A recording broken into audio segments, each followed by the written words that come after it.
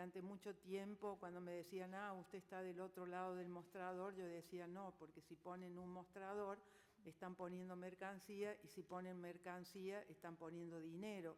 Y si periodistas y legisladores servimos a la sociedad, estamos en el mismo lugar en el sentido de la defensa de los valores.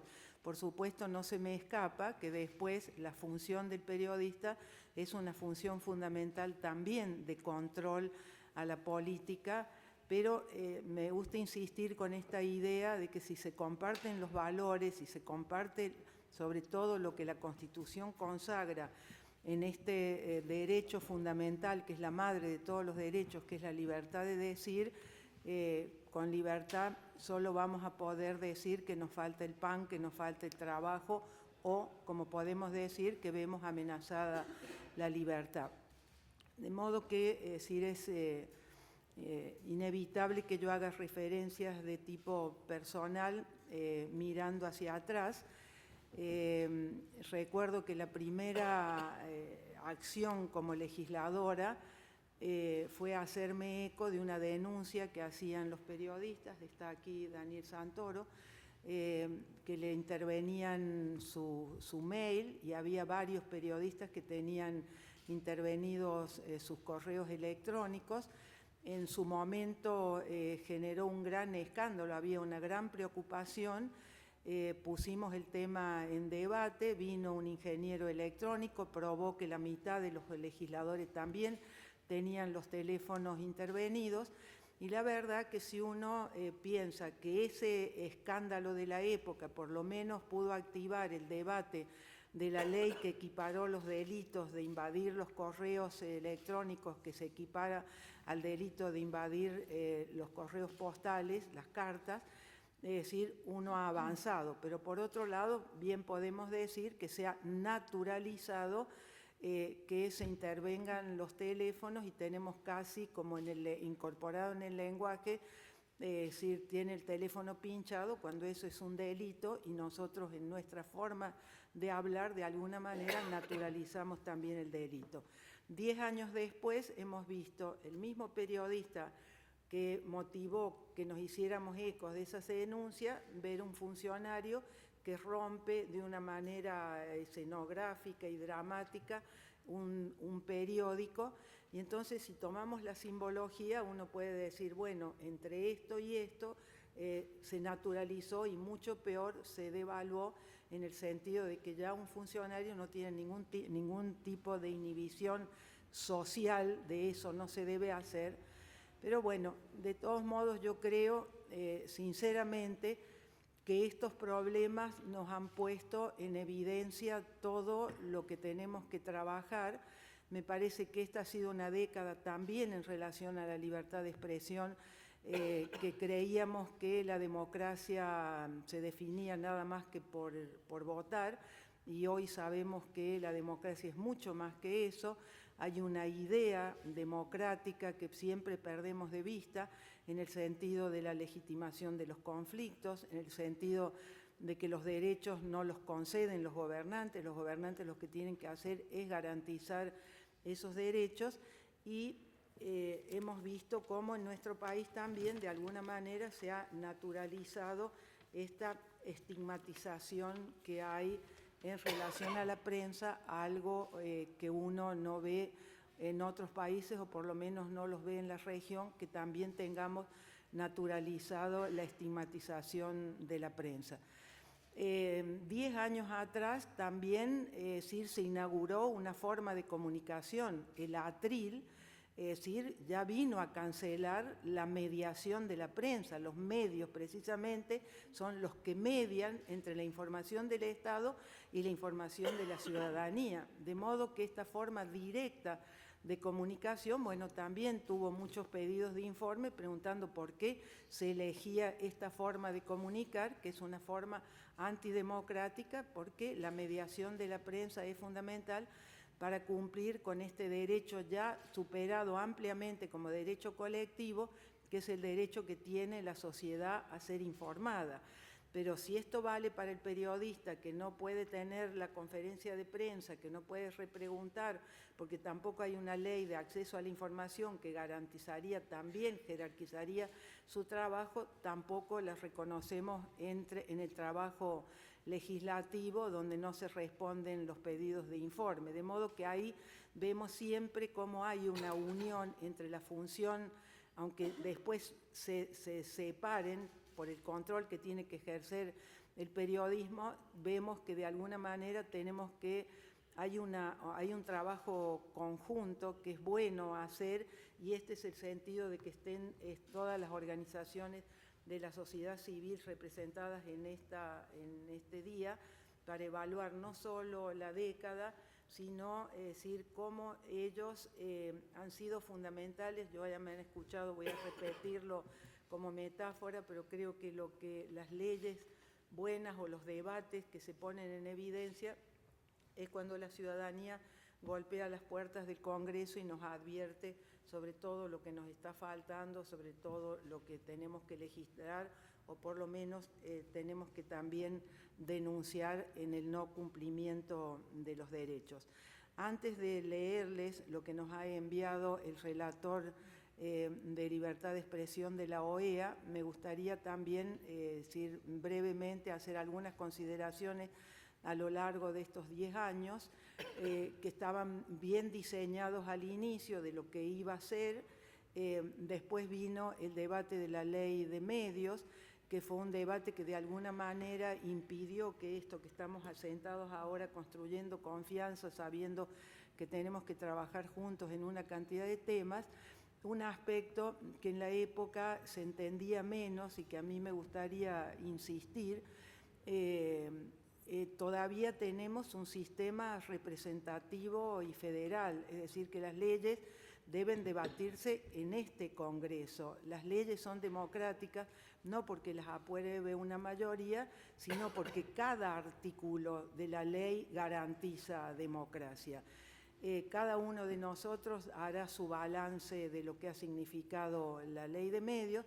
A mí personalmente no me da alegría no haberme equivocado, esta sustitución de haber creado un monopolio público, sobre todo con la idea de confundir tanto prensa y propaganda. Es decir, en nuestro país me parece que todavía no se ha erradicado esa falsa idea de confundir la información, que es un derecho, con la propaganda, y hoy vemos lo que pasa, con el escándalo del fútbol para todos, pero de alguna manera cómo se ha utilizado la pauta oficial, los dineros públicos, no para hacer campaña, para concientizar en relación a la violencia contra las mujeres, no para concientizar en los temas de trata, no para concientizar en tantísimos temas, problemas del tiempo que vivimos, y que necesitarían de campañas masivas de difusión, con todo lo que significa, es decir, el compromiso de valores de ciudadanía para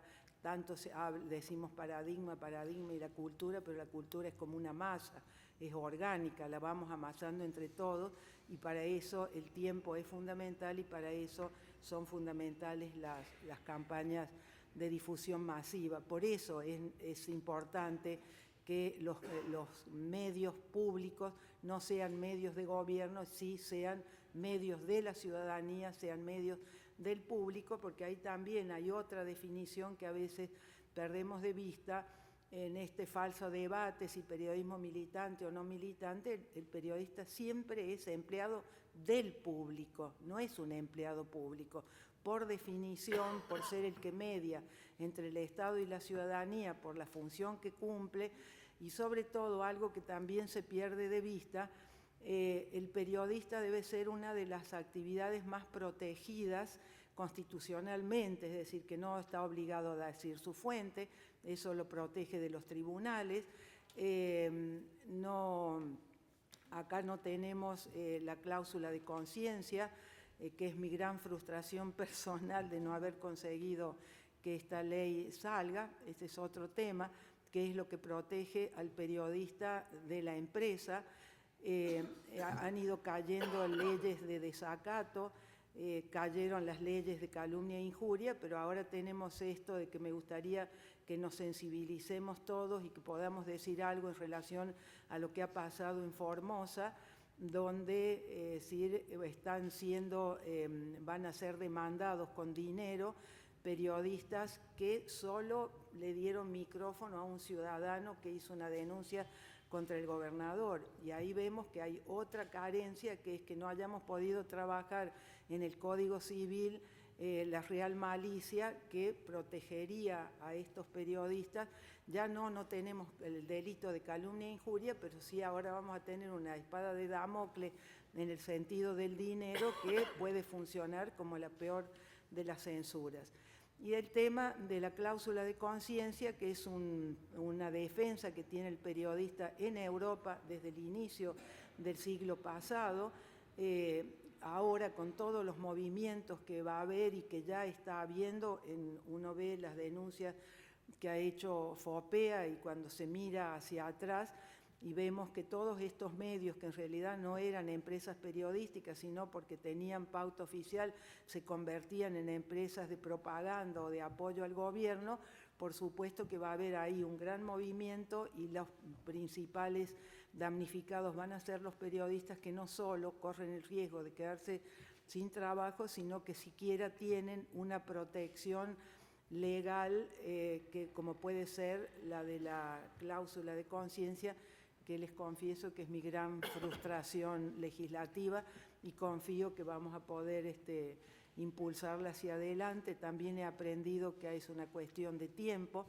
En mi caso personal, como había vivido y ejercido periodismo en libertad en sociedades más desarrolladas que la nuestra, en el sentido del tiempo democrático, ingenuamente pensé que muchos de los fenómenos que había visto en estas sociedades, como pudo haber sido el caso de España, Portugal o los mismos países de la región, las íbamos a tener en nuestro país, de modo que tenemos los fenómenos nuevos, que tenemos que ocuparnos ahora de Internet, las nuevas tecnologías, pero seguir insistiendo en hacer carne lo que son estos valores fundamentales y lo que les decía antes, de la protección constitucional que tiene el periodista, no porque sea un privilegiado, sino porque el periodista cumple una función que está por encima no solo ya de la libertad de expresión personal, sino la libertad colectiva de poder garantizar la información como derecho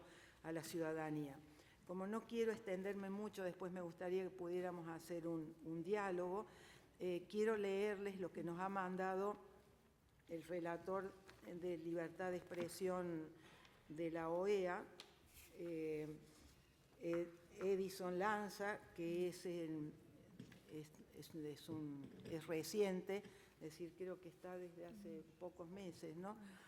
Entonces nos envía, ustedes saben que la OEA, sobre todo el Sistema Interamericano de Derechos Humanos, no solo lo ha sido fundamental para conseguir estas leyes, como por ejemplo que hayan caído los delitos de calumnia e injuria, sino que también ha sido una gran protección para periodistas que en nuestro país se sintieron amenazados, pudieron acudir al Sistema Interamericano de Derechos Humanos y que fueron los que de alguna manera después le tiran de las orejas al Estado argentino y se impulsan leyes, como fue el caso de que cayeran los delitos de calumnia e injuria.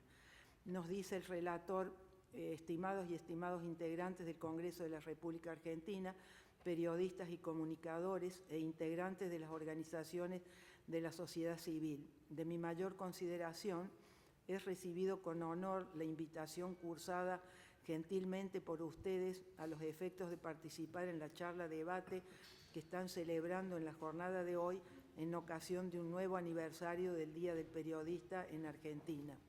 Lamentablemente, obligaciones previamente adquiridas me impiden acompañarlos en persona.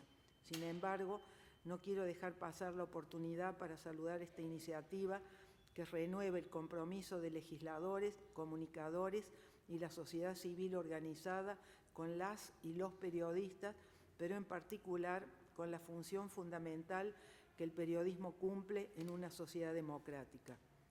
El periodismo representa una de las manifestaciones más importantes de la libertad de expresión e información. Las labores periodísticas y las actividades de la prensa son elementos fundamentales para el funcionamiento de las democracias, ya que son los periodistas y los medios de comunicación quienes mantienen informada a la sociedad sobre lo que ocurre y sus distintas interpretaciones, condición necesaria para que el debate público sea fuerte, informado y vigoroso. Los poderes y organismos del Estado, cualquiera ellos sean, tienen la obligación positiva de promover un ambiente libre de obstáculos para el ejercicio del periodismo y proteger especialmente a las y los periodistas cuando se encuentren ante el riesgo o amenaza de sufrir un daño derivado del ejercicio de su profesión. Por ello, la libertad de expresión es un derecho con una dimensión individual y otra colectiva, cuya vigencia en una sociedad determinada debe ser fomentada y ampliamente debatida. Los problemas coyunturales o estructurales que puedan afectarlo deben ser ampliamente analizados y discutidos. Creo firmemente que el informe anual de la Relatoría para la Libertad de Expresión, recientemente publicado, será de utilidad para poner de presente las situaciones puntuales que afectan a la libertad en Argentina, así como las recomendaciones que realiza la Relatoría a los efectos de su superación. La verdad que es importante leer lo que es el informe, sobre todo lo que tiene que ver con la parte nuestra de Argentina, para ver cómo de alguna manera se han ido naturalizando una cantidad de persecuciones, estigmatizaciones en relación al periodismo, amenazas concretas, y esto nos demuestra que seguimos, por un lado, con la necesidad de denunciar la violación, pero nos queda por delante todo el trabajo de anunciar los derechos, anunciar los principios que sustentan a una democracia desarrollada y por qué el debate de las ideas, la libre circulación de las ideas, un periodismo independiente están íntimamente vinculados al estadio de desarrollo de la democracia. Por eso les agradezco muchísimo a quienes están en esta mesa, que nos acompañan, para ver de seguir armando este anuncio y también que la denuncia no nos haga perder de vista lo que tenemos que consagrar como derecho. Fernando Ruiz es el director del Programa de Libertad de Expresión del Foro de Periodistas Argentinos, FOPEA, que ha tenido recientemente también una actividad que han hecho un balance a pretexto del Día del Periodista. Gracias. Gracias a vos, Mónica, a vos, Norma. Esta es tu voz. No lo voy a tirar. Norma Morandini, muchas gracias, senadora por Córdoba y por el periodismo argentino. FOPEA es una organización profesional de periodistas y profesores de periodismo que tiene solo dos objetivos: proteger el periodismo y contribuir a desarrollarlo. Y por eso es un honor para FOPEA la invitación de la senadora Morandini y la participación en conjunto con otras organizaciones de la sociedad civil que ya han sobradamente demostrado una enorme pericia, capacidad y pasión en la mejora de la vida pública del país a partir del foco que cada una de esas organizaciones ha elegido. Desde ese punto de vista, nosotros en FOPEA seguimos el principio de Charlie Marx. Charlie Marx no es una persona muy conocida, pero sí en el ámbito de la sociedad civil, un gran inspirador y promotor de muchas organizaciones, y en su último libro, Charlie escribe sobre algunos problemas que tiene la sociedad civil, las organizaciones de la sociedad civil, cuando empiezan a apropiarse de los campos en el que trabajan. Y entonces dice, ahí las asociaciones se empiezan a convertir en obstáculos para sus objetivos cívicos, porque empiezan a preservar su campo como si fuera un gueto, una quinta cerrada, y entonces eso le saca potencia cívica y le saca posibilidades de éxito. Y por eso también, así como seguimos el principio de Charlie Marx, que se estará Desayunando, que ahora está ahí en un principio, que está en su último libro, muy buen libro. También esto nos lleva a un método, que es el método de la coalición. Y durante esta última década se ha construido coaliciones que han tenido eficacia, por supuesto quizás no la eficacia que se soñaba desde un principio, pero bueno, así funciona la vida pública, con avances y retrocesos, y la clave de la vida pública es no cansarse en los retrocesos, ¿no? Y el método consiste en encontrar ahora un nuevo mecanismo de coalición, o sea, tomar la década pasada como un proceso en el cual aprendimos a hacer algún tipo de coaliciones, pero ahora esto ya nos tiene que llevar a innovar en la tecnología de las coaliciones. O sea, tenemos que generar alguna innovación que nos permita ya empezar a tener en esta agenda pública que se ha ido construyendo, que se ha ido consensuando, que se ha ido difundiendo, un bloque social que ya trascienda un grupo de asociaciones civiles muy efectivas, pero finalmente desde el punto de vista social pequeñitas, y empezar a penetrar otros ámbitos. Y pienso que la década que se abre, en este sentido puede ser un poquito naif, pero bueno, creo realmente esto, nos abre oportunidades. O sea, tenemos posibilidad de construir nuevas coaliciones en función al futuro que se nos está abriendo político, más allá del resultado electoral que haya. Desde ese punto de vista, esta reunión que convocó Norma es maravillosa porque nos prepara para esta nueva etapa. Nos vamos a escuchar y vamos a compartir la agenda de lo que venimos haciendo y lo que queremos hacer en el futuro. Nos va a permitir encontrar los puntos comunes, aprender unos de otros, salirnos de nuestras soluciones, de lo que nosotros creemos la solución, para que la coalición también propone una solución que es distinta, que es común, que es compartida, que tiene un pedacito de tu solución, pero no es enteramente tu solución. Y eso es lo que le da la eficacia social, precisamente. Entonces, por eso, Norma, aceptamos y nos encantó y nos encanta seguir participando, o sea, que esta sea el comienzo de una mesa de trabajo, de una discusión continua.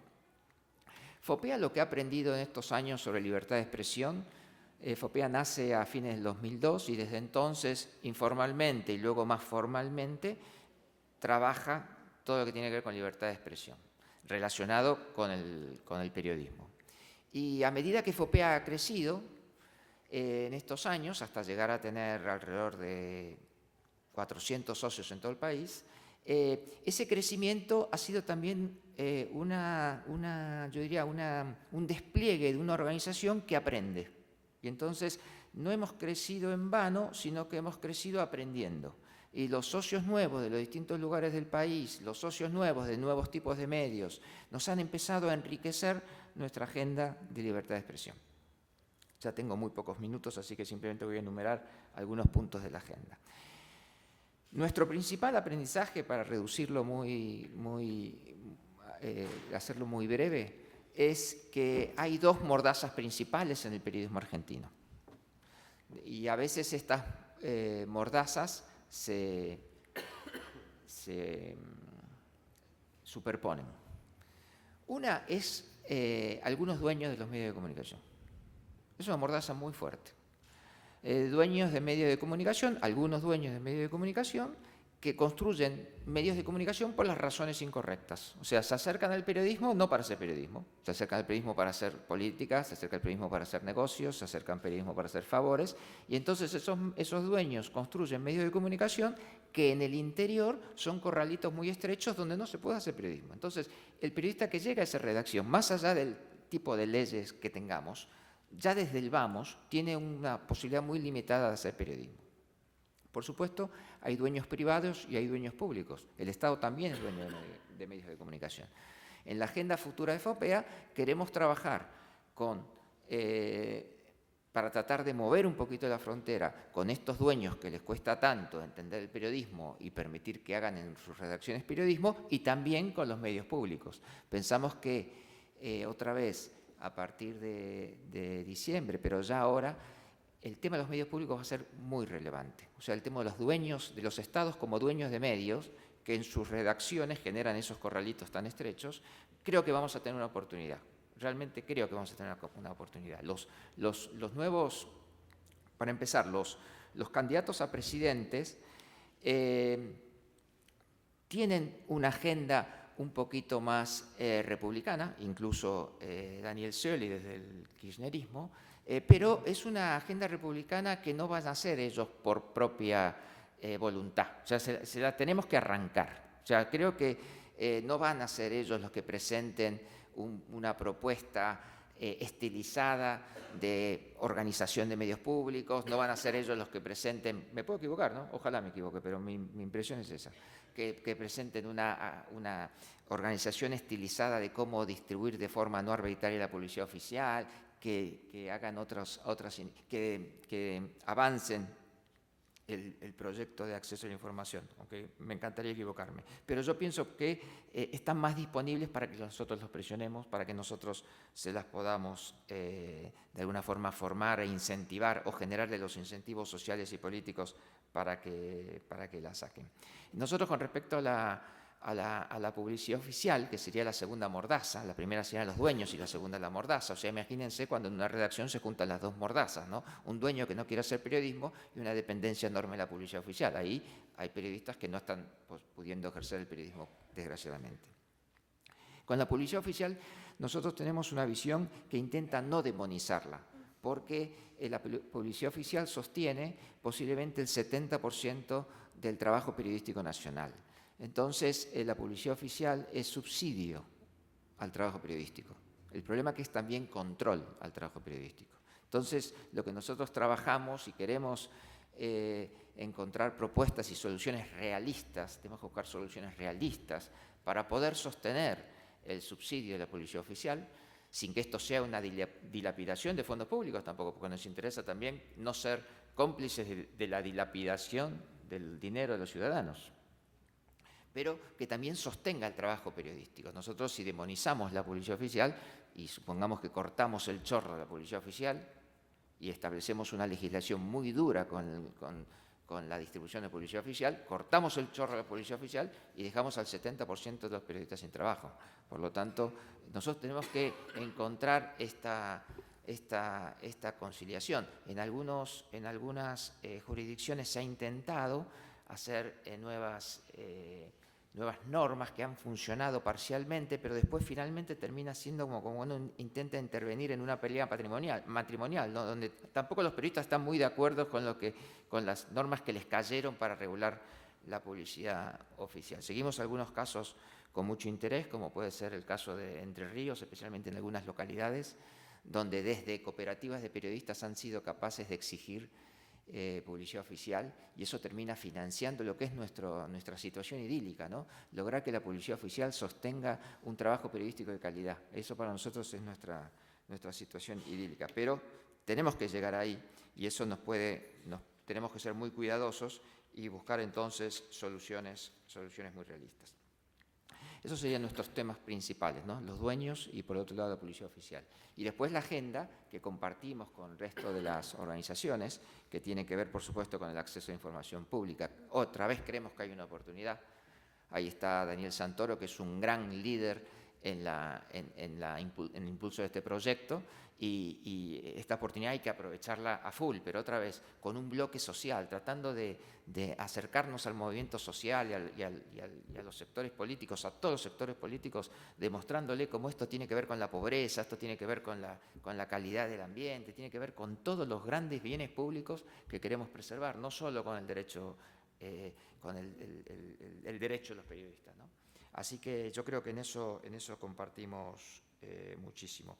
Después hay otros temas muy importantes también para nosotros, como también podríamos pensar una regulación del artículo 43 del secreto profesional de la Constitución, para darle una aplicación mucho más fuerte. Habría que ver qué conveniencia tiene eso, lo discutiríamos, pero lo ponemos en la agenda para pensarlo, para discutirlo.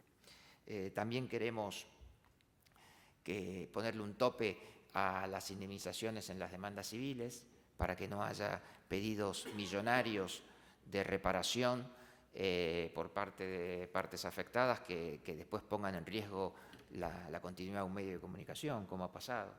Así que, pero eso es toda una agenda fuerte para nosotros, muy importante, que creo que será efectiva socialmente en la medida que podamos armar un bloque muy abierto, muy transideológico, muy poco limitado a un sector político, y que demuestre que es un bien público. Por eso son todos temas que ponemos a disposición, y algunos más, pero quisiera después, en la segunda parte, o escuchar a los colegas. Muchas gracias.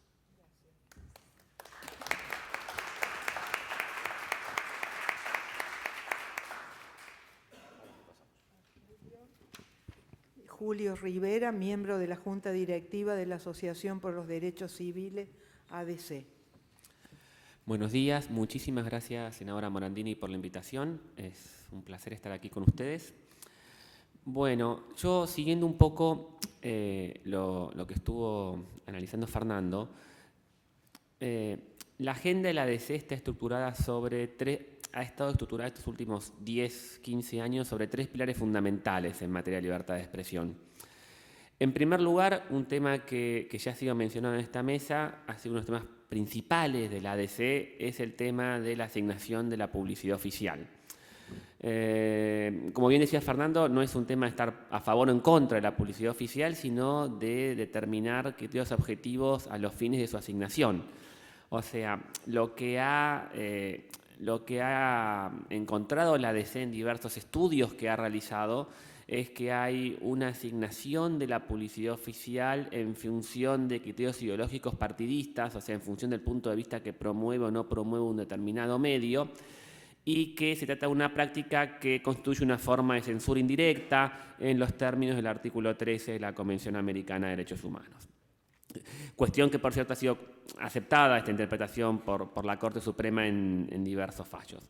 El tema es que, como en muchas situaciones, el hecho de tener diversos fallos de la Corte no es suficiente. O sea, esto es, ya que está en el Congreso, puedo aprovechar a decirlo, el Congreso es muchísimo más efectivo que la Corte Suprema en materia de protección de derechos humanos. O sea, el Congreso ha hecho mucho más por la libertad de expresión al derogar la ley de desacato y modificar el tipo penal de injurias y calumnias que lo que pudo haber hecho la Corte en los últimos 10 años.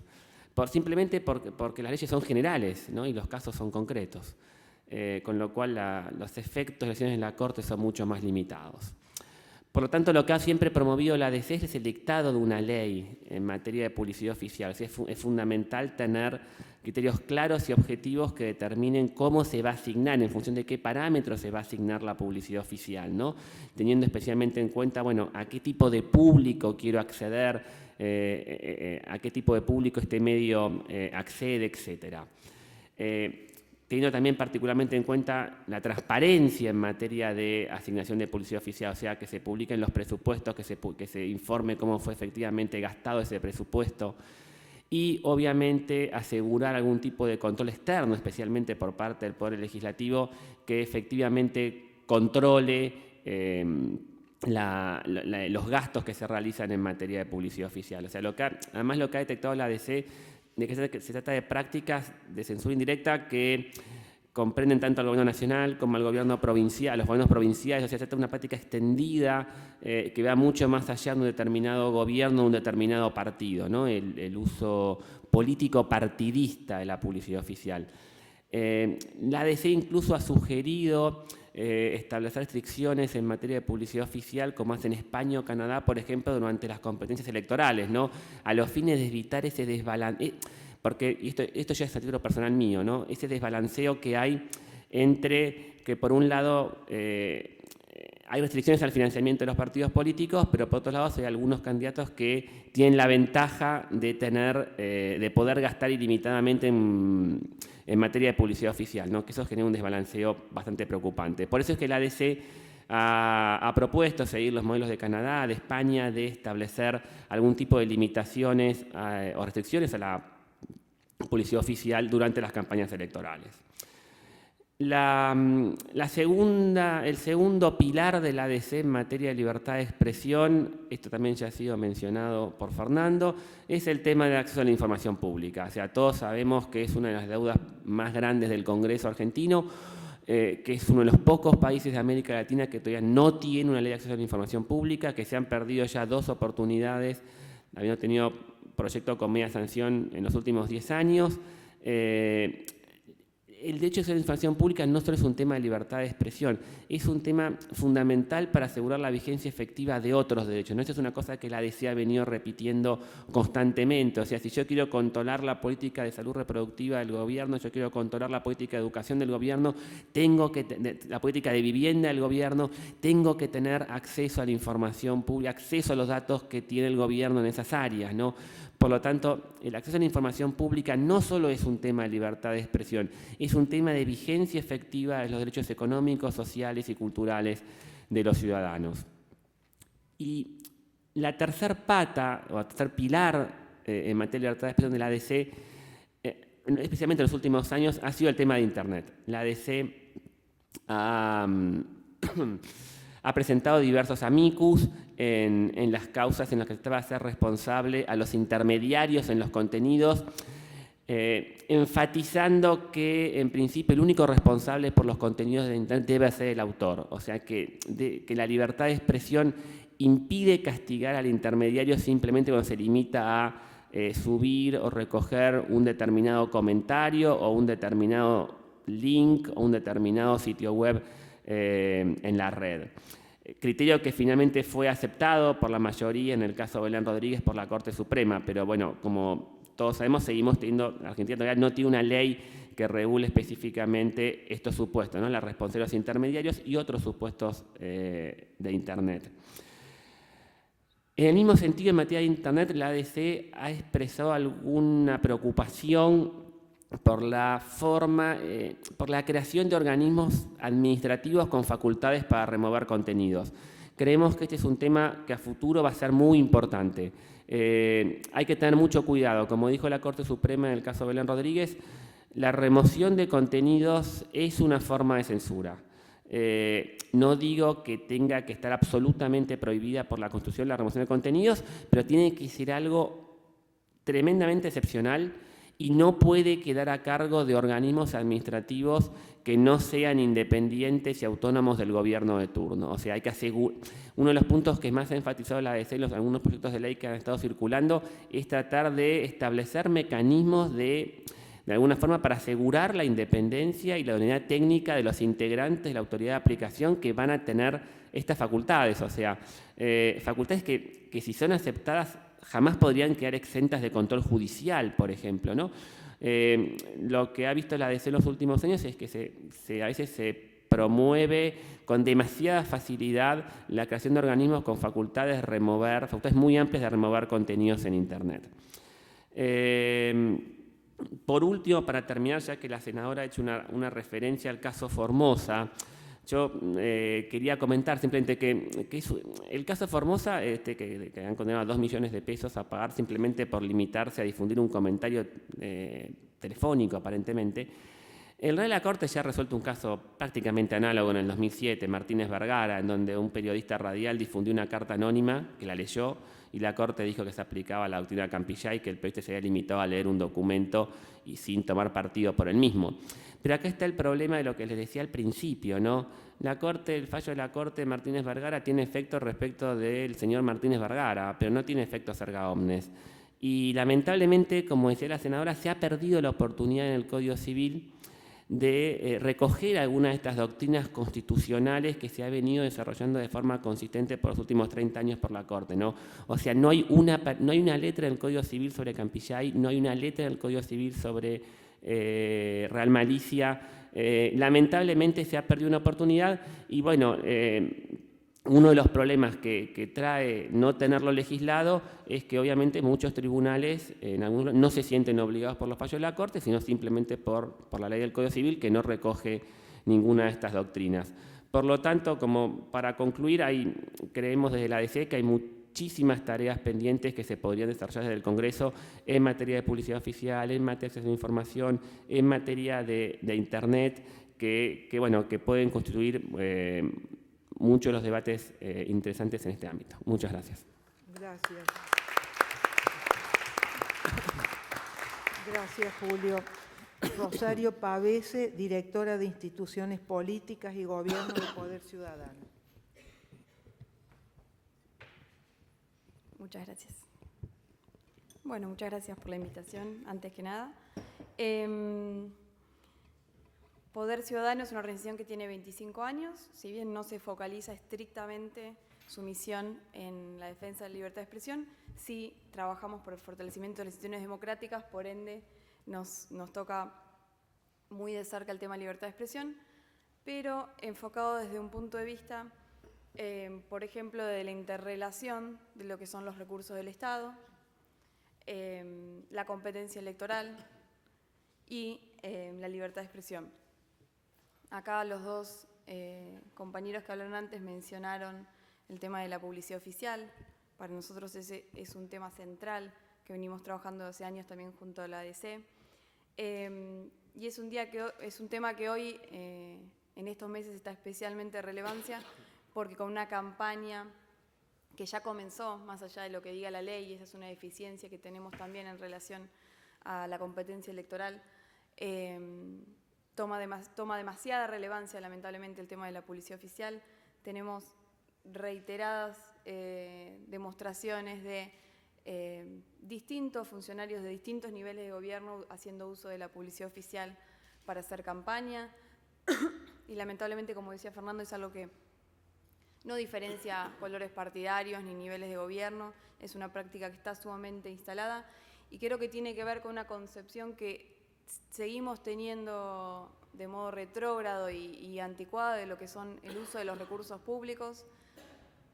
Pasa en muchas situaciones, inclusive ocurre, por ejemplo, en estos meses, donde la actividad parlamentaria se ve reducida, donde es difícil encontrar a los funcionarios porque muy probablemente estén haciendo campaña para sus respectivos partidos.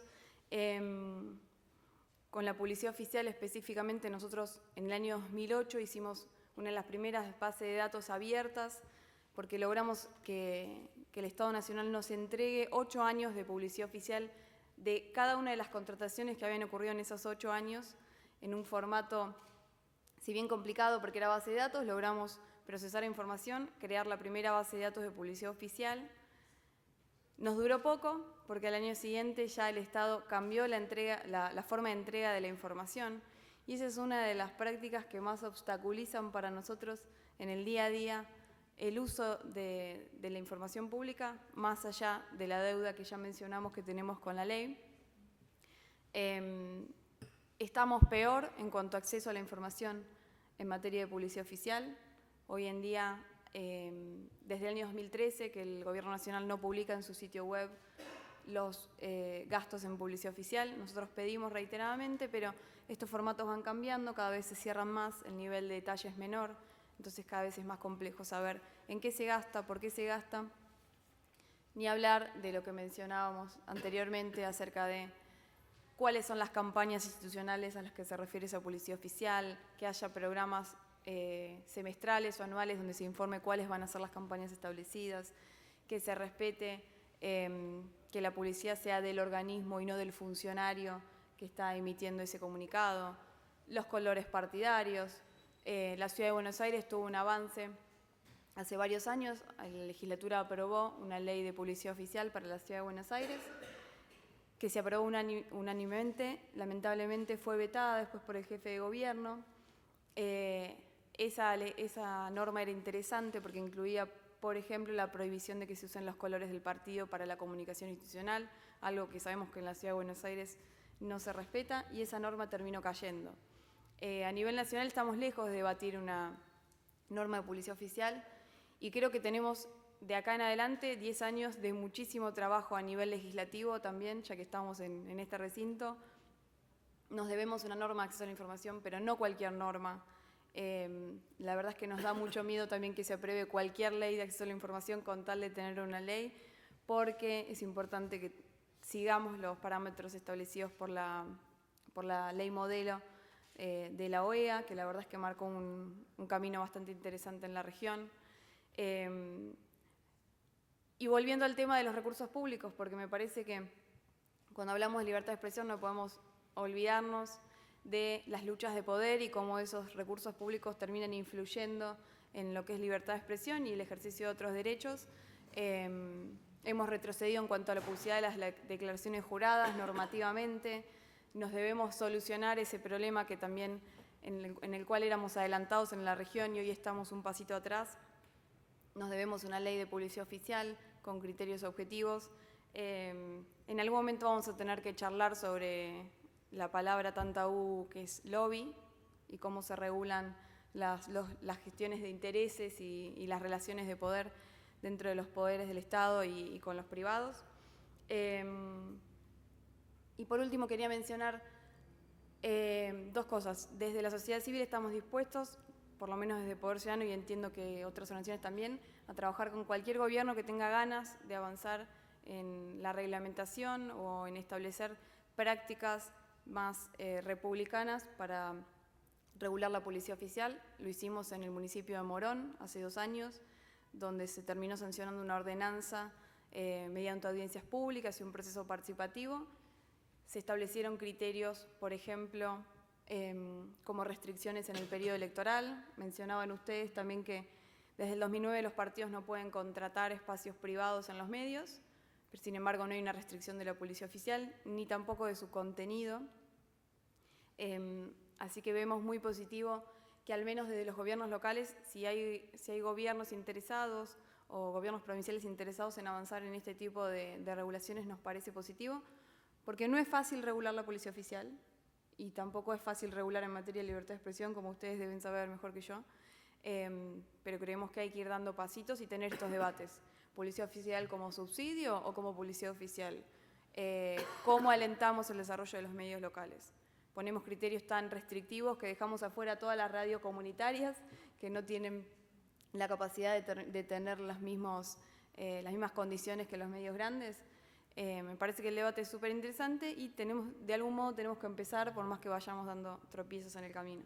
Y lo último que quería decir para cerrar es que en materia de libertad de expresión, las organizaciones también muchas veces nos sentimos acorraladas o sufrimos los mismos problemas que sufren los periodistas, o al menos similares, y quiero mencionar el caso de la Ciudad de Buenos Aires con la demanda que está sufriendo ahora la organización Basta de Moler por haber interpuesto una acción para frenar la construcción de la boca de subte en Plaza Francia, entendiendo que no cumplía con las regulaciones. Hoy la Ciudad de Buenos Aires está demandando a una organización social que hace un trabajo muy interesante de bien público en la ciudad por 24 millones de pesos. Entonces me parece que ahí también tenemos un tema de libertad de expresión, porque ¿qué nos queda de las organizaciones y con qué ánimo salimos después a expresar nuestras posturas y a defender nuestros derechos cuando podemos ser atacados y sufrir una respuesta de este tipo? Así que me parece que también desde la sociedad civil tenemos que apoyar este tipo de estas situaciones y unirnos periodistas y sociedad civil para defender la libertad de expresión y de acción también de parte de la sociedad civil. Gracias.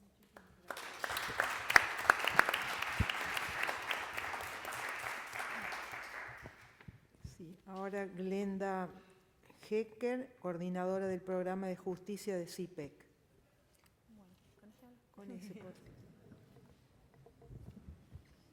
Bueno, primero que todo, muy buenos días para todos. Muchísimas gracias, senadora, por invitarnos y muy buenos días en especial también a mis compañeros de todas las organizaciones civiles.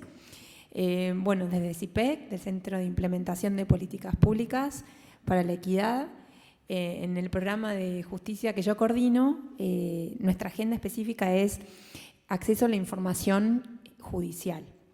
¿Sí? Y antes de empezar a contarles qué hacemos de CIPEC, qué venimos haciendo, quería reiterar algunos conceptos, específicamente el fallo CIPEC que fue dictado en la Corte Suprema de Justicia.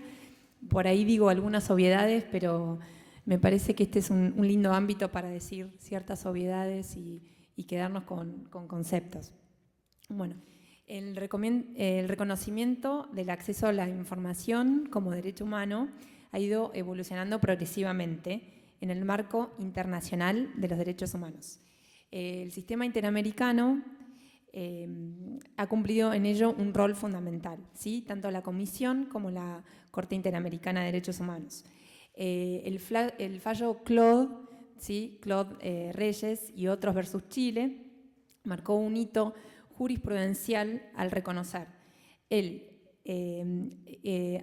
derecho del acceso a la información como un derecho humano que justamente forma parte del derecho a la libertad de expresión. Desde las organizaciones civiles, nosotros, más que todo, queremos que este derecho humano, este derecho al acceso a la información sea reconocido, pero que sea efectivo en la práctica cotidiana. La Asamblea General de la Organización de los Estados Americanos, de la OEA, como bien dijo la senadora Morandini, ha alentado a los países miembros de la OEA a que dicten leyes, ¿no? Leyes justamente que regulen este derecho de acceso a la información. En el 2008, CIPEC interpuso un amparo, ¿sí?, para obtener información sobre los padrones de personas físicas y jurídicas beneficiarias de ayuda social. Interpuso este amparo ante el Poder Ejecutivo Nacional, específicamente ante el Ministerio de Desarrollo Social. En primera instancia, no se hizo lugar a la petición de CIPEC, la Cámara de Apelaciones sostuvo que el Poder Ejecutivo Nacional, según el decreto que tenemos ahora, el 117203, que es el único que rige, solo podía exceptuarse de dar información a CIPEC si se hablaba de datos sensibles, ¿sí? ¿Y cuáles son estos datos sensibles? Estos datos sensibles, según la ley 23326 de los datos personales, son aquellos que revelan el origen racial y étnico, las opiniones políticas, las convicciones religiosas, filosóficas o morales, la afiliación sindical e información referente a la salud o a la vida sexual. Entonces, la Cámara de Apelaciones falló en la medida, dijo que en estas condiciones no vemos que lo que pide CIPEC sean datos sensibles. Entonces, consideramos que la omisión del Estado Nacional en proporcionar estos datos es arbitraria.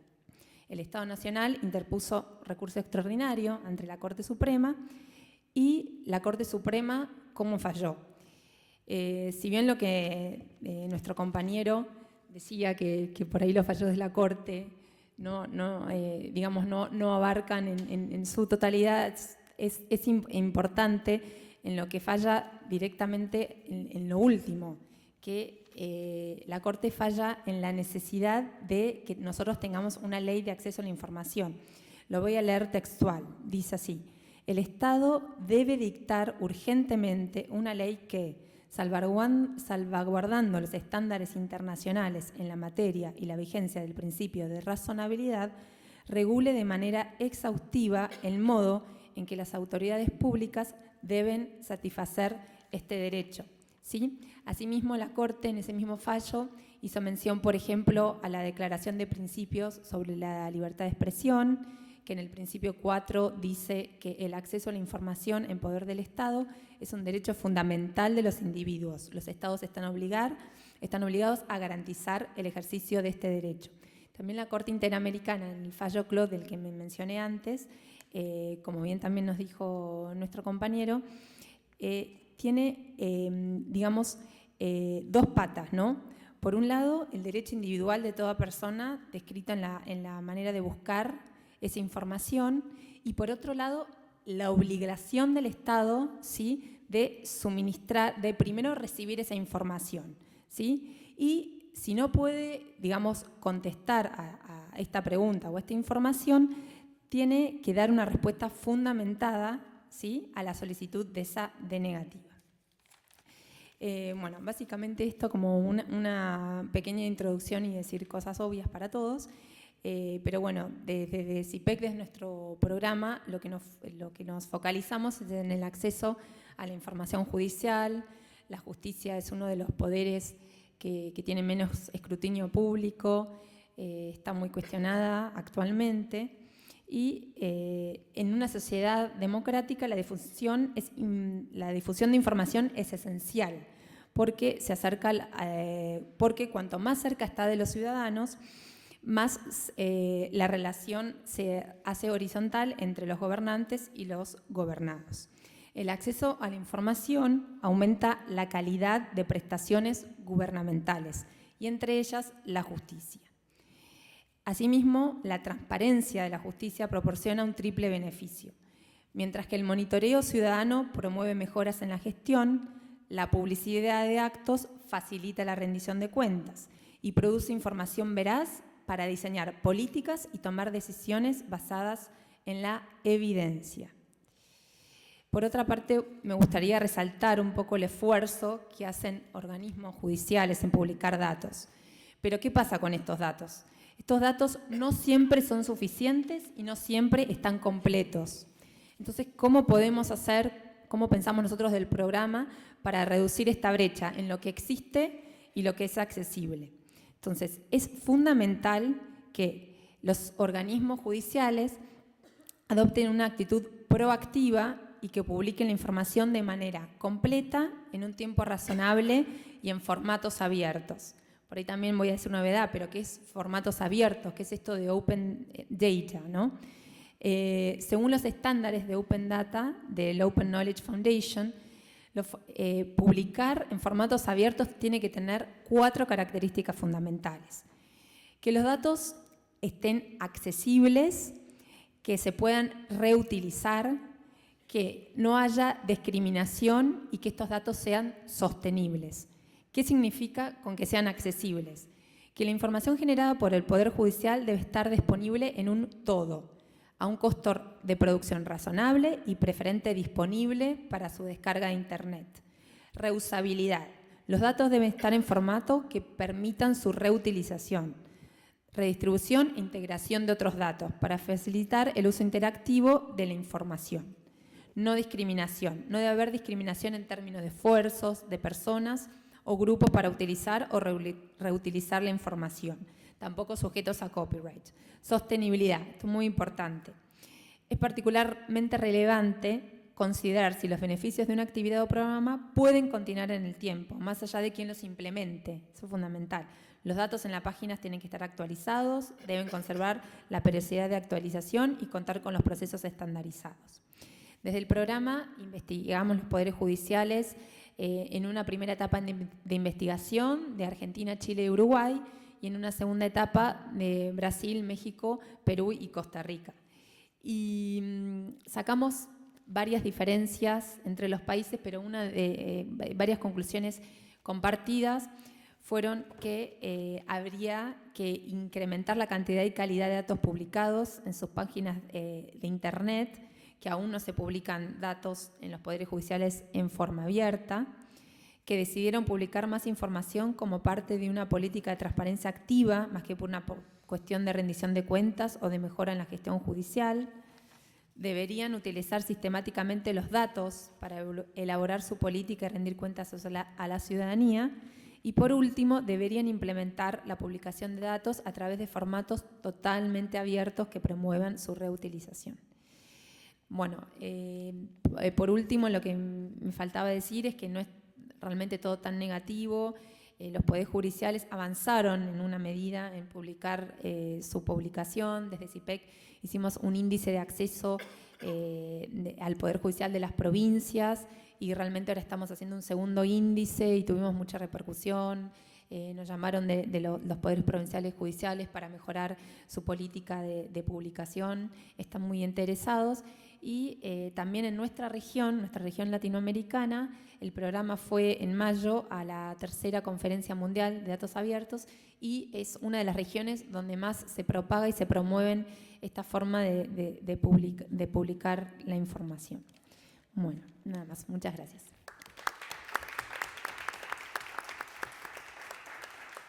Gracias, Glenda. Ahora Carolina Cornejo, politóloga del Programa de Fortalecimiento de las Instituciones Democráticas de ASIG. Bueno, muchas gracias. Espero que no estén muy cansados después de tantas exposiciones. Agradezco a la senadora, a los asesores y al panel. Y quisiera también, muchas de las cosas que voy a contar quizás están muy asimiladas a lo que se vienen diciendo ya porque los temas que trabaja JASIC trabaja para el fortalecimiento de las instituciones democráticas y para la defensa de derechos de los grupos más vulnerables. Como les decía, muchas de las cosas ya se dijeron y en general coincidimos con los temas que las organizaciones plantean poner en agenda, como publicidad oficial, acceso a la información, lobby, financiamiento de campañas, entre otros. Para empezar, quisiera, por un lado, enfocar o de alguna manera encuadrar cómo entendemos la libertad de expresión y sobre todo el acceso a información en ASIG, y en este sentido, si bien quizás es un concepto muy académico, quiero destacar el tema de la democracia deliberativa. No más de 2 minutos, básicamente para contar cómo este enfoque o tipo ideal de alguna manera es lo que buscamos llevar a la práctica. Una democracia deliberativa supone que las decisiones públicas son resultado de un debate, de la consideración de múltiples puntos de vista y sobre todo de la consideración de los puntos de vista de los afectados en esa toma de decisiones. Y de alguna manera lo que hace ASIG es justamente eso, tomar el punto de vista de los afectados, defender a los afectados, empoderarlos, brindarles acceso a información y, como también lo hace el periodismo, mediar en esa relación entre ciudadanos y representantes. Esta democracia deliberativa lo que supone es 3 elementos o presupuestos básicos, que es que haya flujos de información, que haya puntos de vista diversos y que haya decisiones basadas en razones públicas. Entonces creo que ahí está la conexión que quería destacar. No podemos hablar de libertad de expresión o de un debate plural si no consideramos el acceso a información. Y el acceso a información no solo como principio que hace a la transparencia y a la rendición de cuentas, sino como herramienta. Y es aquí donde coincido con lo que estaba señalando aquí el compañero de ALCE, al referirse a cómo el acceso a información sirve para garantizar la efectiva vigencia de derechos económicos, sociales y culturales, o en otra palabra, de derechos humanos. Y cómo también sirve, como comentaban también Glenda de CIPEC, para mejorar la formulación y la implementación de políticas públicas y, siguiendo quizás a Rosario, también para detectar eventuales conflictos de interés o corrupción. De esa manera es que ASIG entiende el acceso a información y lo utiliza como herramienta, más allá de este principio. Podría contarles algunas de las iniciativas que venimos desarrollando en los últimos 10 años, valiéndonos del acceso o de pedidos de acceso a información. En temas de Poder Judicial coincido mucho con el diagnóstico que hace Glenda de CIPEC. Creo que el Poder Judicial está, digamos, en escena y se le debe, digamos, demandar transparencia o exigir transparencia tanto como cualquier otro poder de Estado y más siendo, digamos, un contrapoder o sistema de peso y contrapeso que tiene a su cargo también la defensa y la garantía de derechos. Nosotros en Ciudad de Buenos Aires lo que hicimos fue hacer un monitoreo sobre el proceso de selección de jueces, es decir, cómo ingresan. Pedimos información mediante pedido formal al Consejo de la Magistratura y empezamos a publicar en un sitio información sobre los antecedentes, o sea, currículum de los candidatos. Hicimos un monitoreo de las entrevistas, pedimos los videos de esas entrevistas para publicar, los exámenes escritos, y cuando pedíamos los videos la respuesta era no se los podemos dar. En general los argumentos son resguardo de datos personales, información que no se difunde, terminamos recurriendo a las vías judiciales y antes de iniciar ese amparo el Consejo de la Magistratura decidió publicar la información. Con lo cual lo que estamos diciendo es, a veces justamente el insistir puede llevar a que el mismo Consejo lo haga. Porque ¿qué pasaba? Este sitio que teníamos de concursos era el más visitado por los concursantes que el propio sitio del Consejo de la Magistratura. ¿Y qué hicimos con esa formación? Cuando hablaba Glenda de datos abiertos, empezamos a mostrar cómo, publicando el currículum, con los antecedentes, el examen oral, el resultado, y el examen de la entrevista, tratar de graficarlo utilizando Tableau, que es una herramienta web, cómo de golpe candidatos que en la entrevista ascendían mucho y en los antecedentes y exámenes escritos estaban muy por debajo de la media, lo cual lo podía convertir en sospechoso o un dato para fijarse. Y también con respecto al Poder Judicial lo que hicimos y lo que estamos haciendo ahora es pidiendo información sobre procesos disciplinarios contra jueces, información que se viene denegando y demorando. Me parece importante también esto de destacar por qué el Poder Judicial también tiene que rendir cuentas. Y por otro lado, en programas como de fortalecimiento de las instituciones democráticas, anticorrupción, entre los pedidos de acceso que hicimos fue a declaraciones juradas, trabajamos mucho con Poder Ciudadano, con Directorio, advertimos un retroceso grave desde 2013 con la Ley de Reforma Judicial, nos opusimos al nuevo proyecto, entre otros puntos. La información accesible hoy es menor, a diferencia con la Ley de Ética Pública, o sea, hoy los bienes de cónyuges y de hijos de los funcionarios no se pueden conocer, como tampoco los empleos anteriores. Es decir, estamos hablando de información que es clave para detectar conflictos de interés. Entonces, es mostrar cómo el acceso a información también puede servir para eso y que no podemos permitirnos dar retrocesos en eso. Y confiamos en que un próximo gobierno, sea de cualquier tinte político, también pueda acompañar desarrollos más progresivos y más abiertos en términos de brindar información. Y también contarles que lo que hacemos así como cualquier otra organización, es hacer un seguimiento y análisis presupuestario y hacemos pedido de información tanto a Ciudad como a Nación para ver cómo se ejecuta el presupuesto, dónde están las prioridades de políticas públicas y si eso se traduce en defender derechos y en un acceso igualitario para todos. Por ejemplo, en Ciudad, ver cuáles son los subsidios a la educación privada, cuáles al estatal, cómo se ejecutan, cómo se gestionan los programas de alquiler. Y un caso muy significativo que quería compartirles, digamos, para mostrar el valor de la herramienta acceso a información, es algo que hicimos en villas de la ciudad. Desde el programa se pidió al gobierno de la ciudad planos de las villas de la ciudad. Esa información se negó, se adujo que no se tenía esa información, y lo que hizo así, junto a WING u otra organización, fue ir a villas de la ciudad con un GPS a mapearlas. Sobre eso se armó un plano, hoy está publicado eso, es un portal para que los vecinos puedan hacer denuncias sobre prestación de servicios, obra pública y para hacer pedidos de acceso. O sea, lo que quiero decir es, ¿qué pasa cuando no hay información? O sea, uno tiene que ir, crearla, generarla y publicarla. Pero hay un eslabón de esta cadena que no funciona en tanto los gobiernos y los representantes no brindan la información. Porque un vecino de la villa puede hacer un reclamo o puede hacer un pedido de acceso, pero si no nos contestan a organizaciones que tenemos determinados conocimientos sobre cómo se procede, cómo lo hace un vecino. Y para cerrar y no tomar más tiempo, también quería señalar que más allá del acceso a información, o sea, lo que necesitamos es pensar también en, como decía Rosario, en la mejor ley que pueda salir, que se garantice que haya un órgano garante, independiente y autónomo, sobre todo porque después, en definitiva, terminamos todas las organizaciones recurriendo a vías judiciales, demorando el proceso.